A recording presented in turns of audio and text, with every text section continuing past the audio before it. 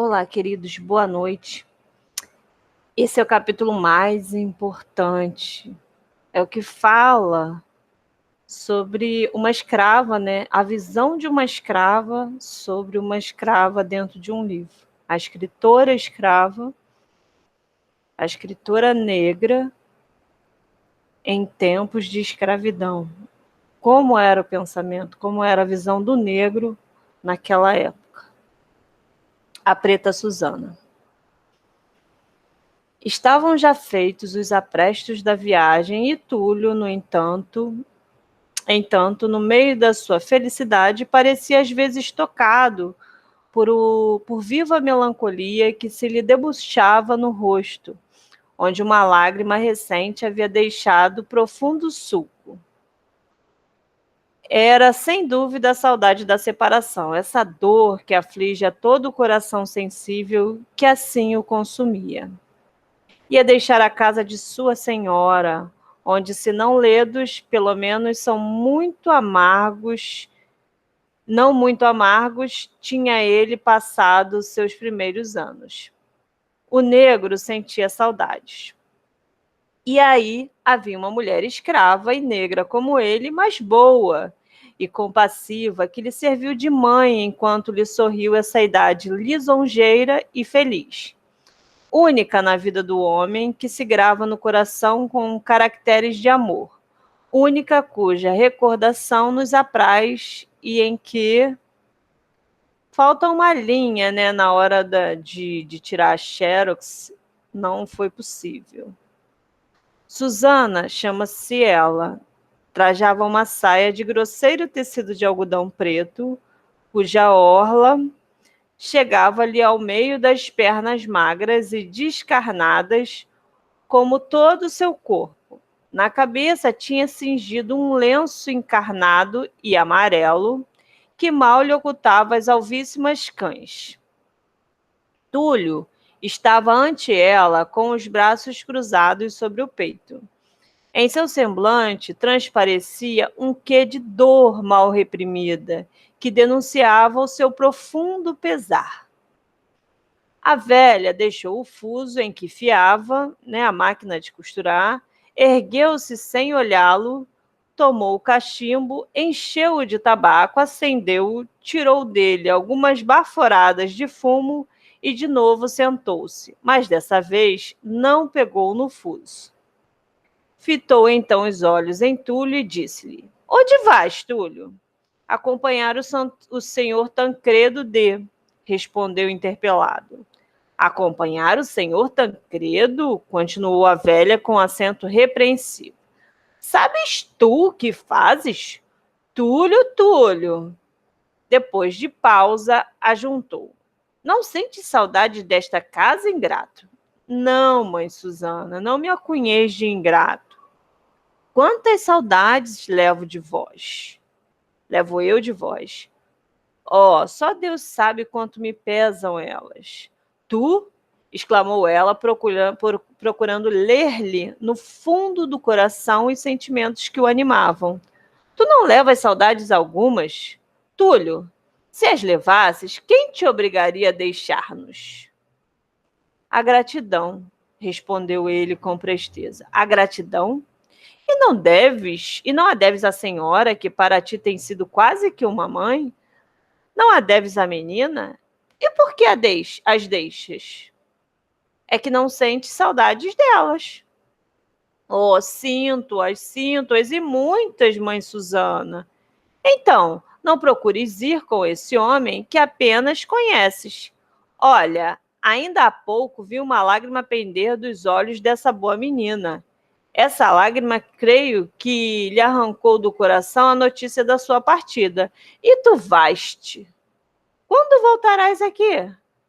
A nossa separação, disse-me o senhor Tancredo, será por pouco tempo.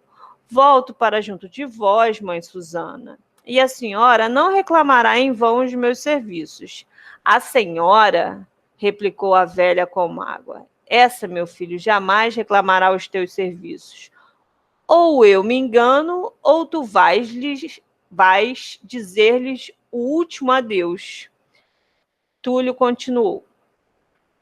Não sabes o quanto sofro quando recordo-me de que a nossa querida menina vai tão breve ficar só no mundo, só, Túlio. Quem a acompanhará? Quem poderá consolá-la? Eu? Não. Pouco poderei demorar-me neste mundo. Meu filho, acho bom que não te vais. Que te adianta trocares um cativeiro por outro? E sabes tu se aí o encontrarás melhor? Olha, chamar-te-ão talvez ingrato, e eu não terei uma palavra para defender-te.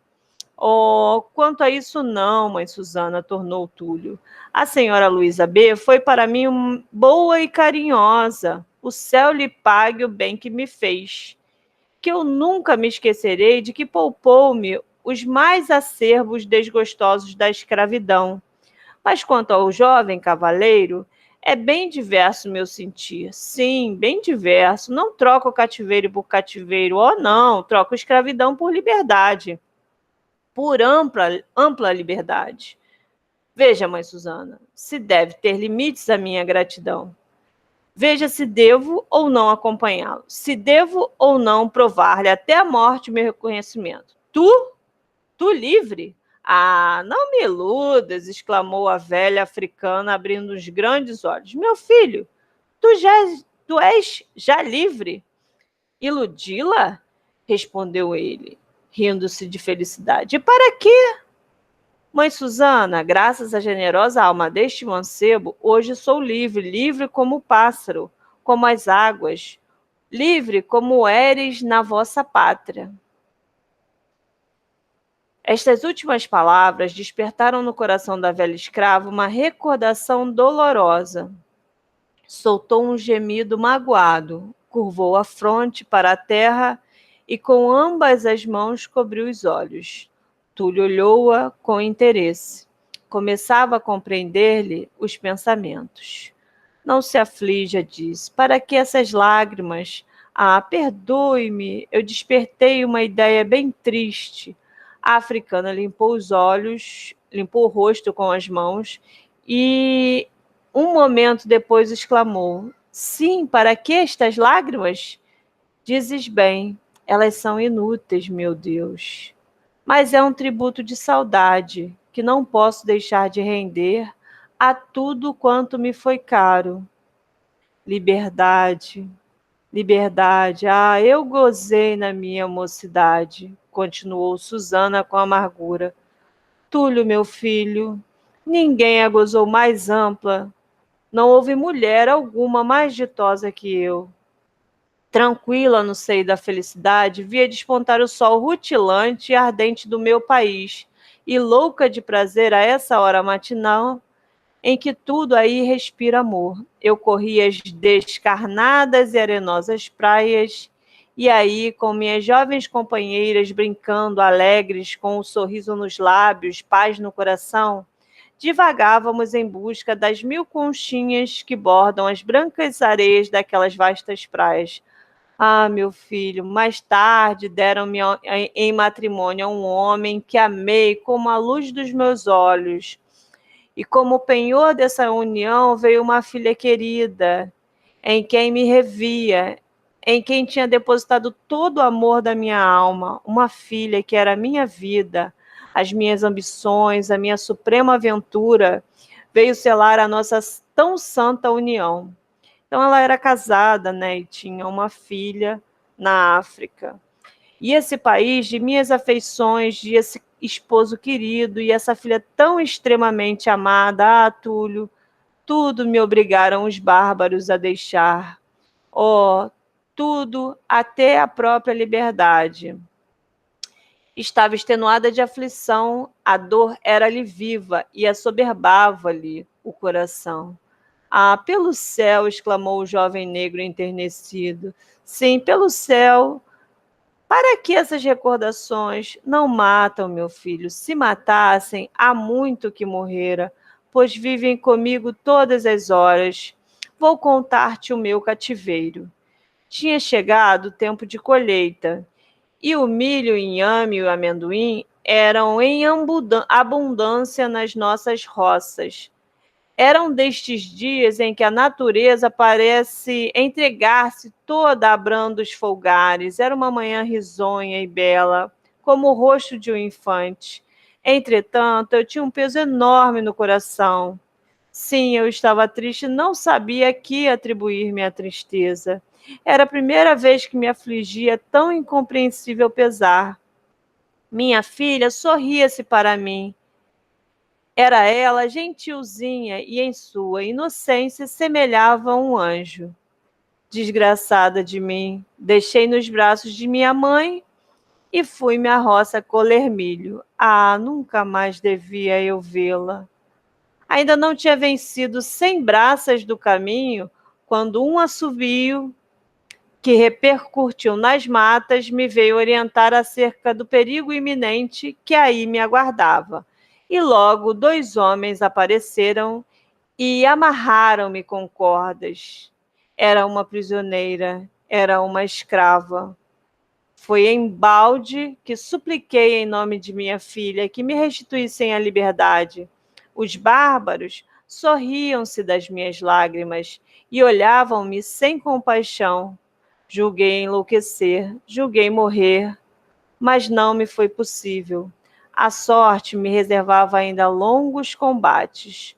Quando me arrancaram daqueles lugares onde tudo me ficava, pátria, esposo, mãe e filha e liberdade, meu Deus, o que se passou no fundo da minha alma, só vós o pudestes avaliar. Então ela vivia livre, tinha família, mãe, trabalho, deixou a filha com a mãe, foi trabalhar e 2 homens a escravizaram e trouxeram para o Brasil. Meteram-me a mim e a mais 300 companheiros de infortúnio e de cativeiro no estreito e infecto porão de um navio. 30 dias de cruéis tormentos e de falta absoluta de tudo quanto é mais necessário à vida. Passamos nessa sepultura até que abordamos as praias brasileiras. Então, ela considerou o lugar onde eles ficaram no translado, né, da África para cá como uma sepultura, um lugar infecto. Eles não vieram livres, vieram dentro de um porão.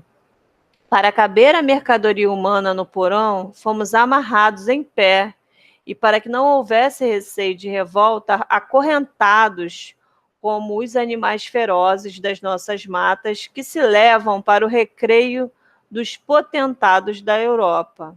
Davam-nos a água imunda, podre e dada com mesquinhez, a comida má e ainda mais porca. Vimos morrer ao nosso lado muitos companheiros à falta de ar, de alimento e de água.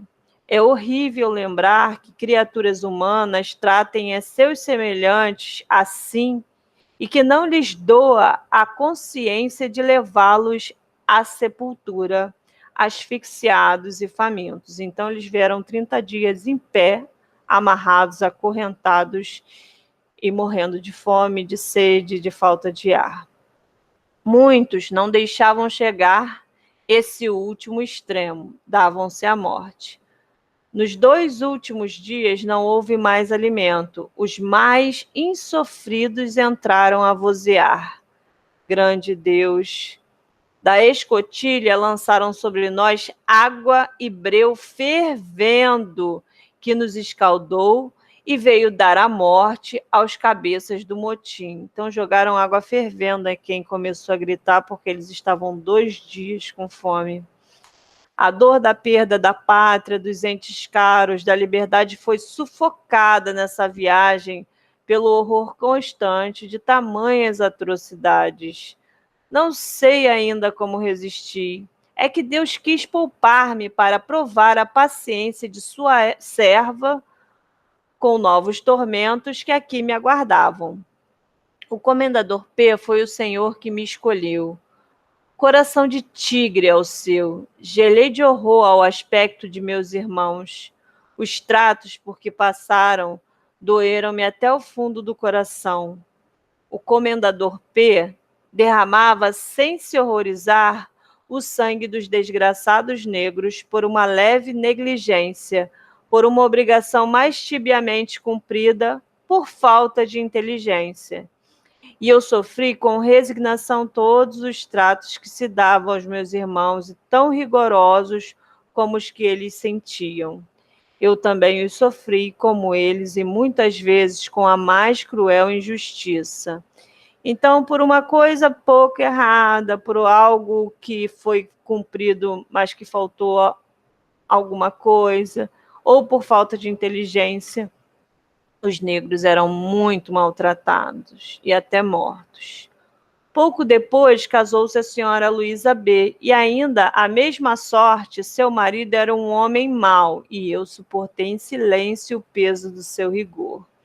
E ela chorava porque doía-lhe na alma a dureza de seu esposo para com os míseros escravos, mas ele via-os expirar debaixo dos açoites, os mais cruéis das torturas do anjinho, do cepo e outros instrumentos de sua malvadeza, ou então nas prisões onde os sepultavam vivos, onde, carregados de ferros, como malévolos assassinos, acabavam a existência amaldiçoando a escravidão e quantas vezes aos mesmos céus.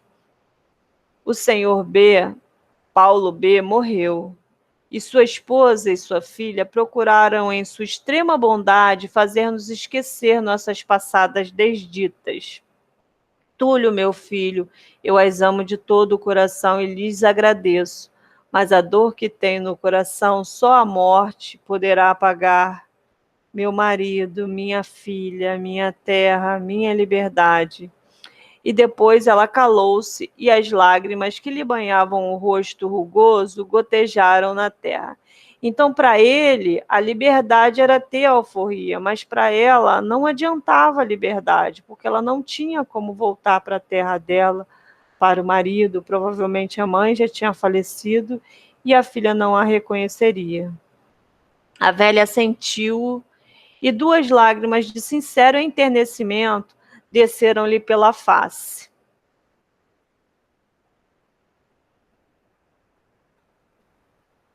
Ergueu então seus olhos vermelhos de pranto e arrancou a mão com brandura e, elevando-se sobre a cabeça do jovem negro, disse-lhe, tocada de gratidão: vai, meu filho, que o Senhor guie os teus passos e te abençoe como eu te abençoo. Então essa é a descrição, né, das maldades que foram feitas com os negros naquela época, né? Em 1856, a descrição de uma negra sobre como o negro era tratado, como dois homens brancos eram bárbaros, né? Maltratavam, estupravam, por nada, por simples prazer. Então, espero que tenham gostado, né, desse capítulo. E até o próximo capítulo, que é o 10.